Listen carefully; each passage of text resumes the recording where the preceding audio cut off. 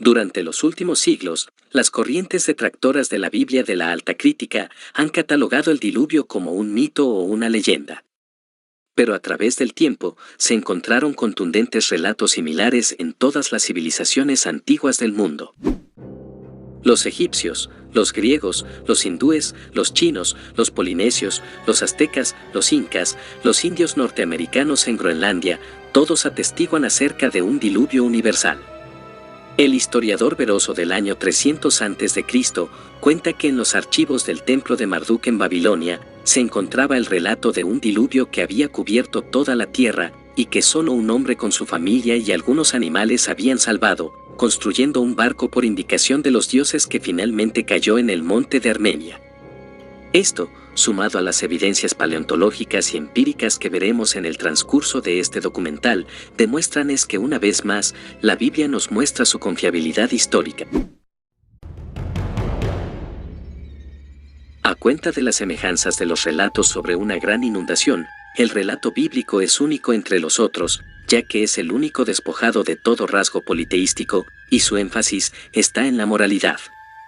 Noé era descendiente directo de la línea de Set.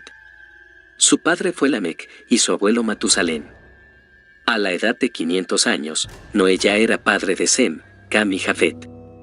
En medio del relato bíblico de la genealogía, esta se interrumpe, y el escritor nos introduce a un problema moral, que aparentemente abarca a toda la humanidad. En ella, nos cuenta que los hijos de Dios tomaron de las hijas de los hombres que les parecieron hermosas, y tuvieron hijos. La primera interpretación de este texto es que los hijos de Dios eran los descendientes de Set, los cuales, en el relato bíblico, fueron los que comenzaron a invocar a Dios, pero de manera presuposicional, se considera que los hijos de los hombres serían los descendientes de Caín. La otra interpretación es que los hijos de Dios son un grupo de ángeles independientes de Satanás que bajaron y tuvieron relaciones con mujeres humanas. De esta unión, habrían nacido los famosos gigantes. El apóstol Judas en el versículo 6 parece indicar que estos ángeles fueron aprisionados hasta el juicio final. Y a los ángeles que no guardaron su dignidad, sino que abandonaron su propia morada, los ha guardado bajo oscuridad, en prisiones eternas, para el juicio del gran día. Por su lado, en el libro de Job, se identifica que los hijos de Dios se presentan ante él, incluso el ángel caído Satanás o Lucifer, lo cual hace presumir que los ángeles son los hijos de Dios. Pero también hay que advertir que Jesús declara que los ángeles del cielo no tienen relaciones conyugales, lo cual deviene en interpretaciones contrapuestas. Pero volviendo al relato bíblico, se nos cuenta sobre los gigantes como héroes famosos de la antigüedad. Inmediatamente, el desencadenante de la mezcla genética, con los actos de gran maldad y violencia, dictaminan el juicio de Dios a toda la creación. Solo un hombre halló gracia delante de los ojos de Jehová, Noé.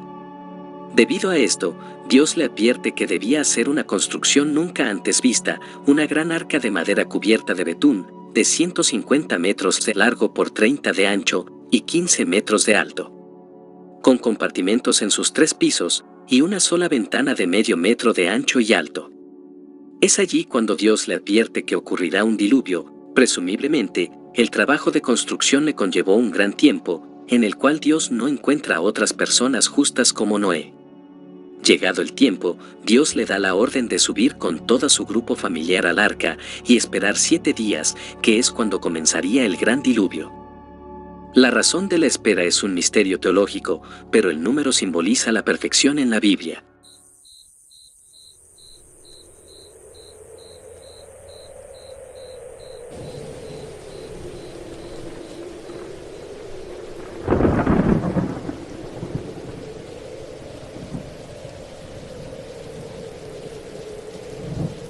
Entonces, las aguas comenzaron a inundar la tierra.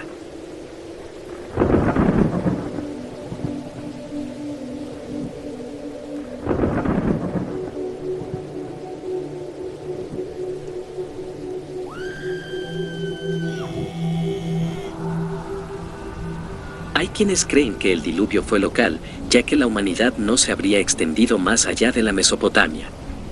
Pero que el agua haya sobrepasado las montañas, parece indicar que el diluvio cubrió todo el planeta. Durante 40 días llovió sobre la tierra, pero el tiempo que el agua inundó la tierra hasta que comenzaron a bajar fueron 150 días y aún estuvieron en el arca un año en total. La señal de que había tierra seca fue gracias a que soltó una paloma, la cual tras 2 intentos regresó con una ramita de olivo.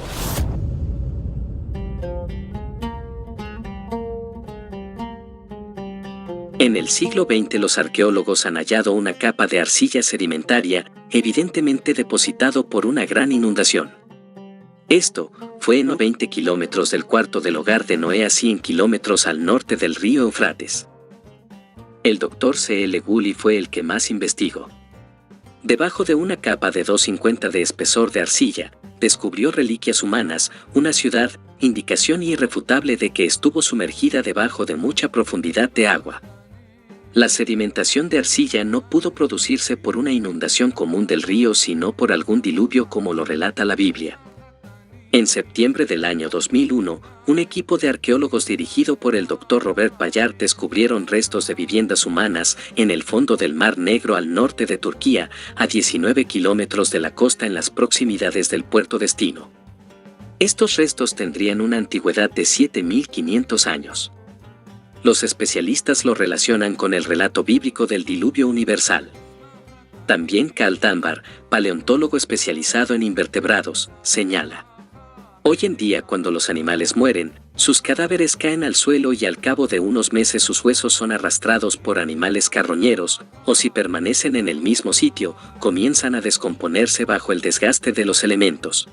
Sin embargo, algo diferente sucedió con las miles de millones de criaturas que encontramos en los registros de fósiles. Los huesos están preservados, muchos de ellos totalmente intactos con escasa evidencia de descomposición. Este hecho ha llevado a muchos paleontólogos, geólogos y arqueólogos a la conclusión de que estas criaturas murieron en un diluvio. Sus cuerpos fueron atrapados por la corriente de lodo, rápidamente enterrados en el sedimento aún húmedo y suave y luego preservados. Los fósiles de miles de millones de criaturas comprimidas en roca sedimentaria en todo el mundo son un poderoso recuerdo del diluvio descrito en el libro de Génesis. En nuestros tiempos, varias personas han anunciado el encuentro del Arca de Noé en el monte Ararat, en una zona militar en Turquía. Luego del diluvio, Dios hace un pacto con Noé y sus hijos, señalando el arco iris como recordatorio perpetuo del pacto. Los siguientes años, la familia seguiría junta. El relato bíblico nos cuenta que Noé se dedicó a la agricultura, plantó una viña, de la cual, en una ocasión se embriagó. La historia nos muestra a Cam, el cual su descendiente es Canaán, maldecido por Noé, luego de enterarse que él se había burlado cuando estuvo embriagado y desnudo, mientras que Jafet y Sem cubrieron su desnudez con sumo respeto. El escritor recalca la maldición de Cam, con su hijo Canaán, el cual es padre de los cananeos, el pueblo que Israel venció en tiempos de Josué, al tomar la tierra prometida. Después del diluvio, Noé vivió 350 años y murió. Por último, Noé es nombrado por el apóstol Pedro en su primera epístola, en el capítulo 3:20. También aparece en la lista de los hombres de fe del apóstol Pablo en Hebreos 11:7. Noé, siendo advertido por Dios acerca de cosas que aún no se veían, con temor preparó un arca para la salvación de su casa, por la cual condenó al mundo, y llegó a ser heredero de la justicia que es según la fe.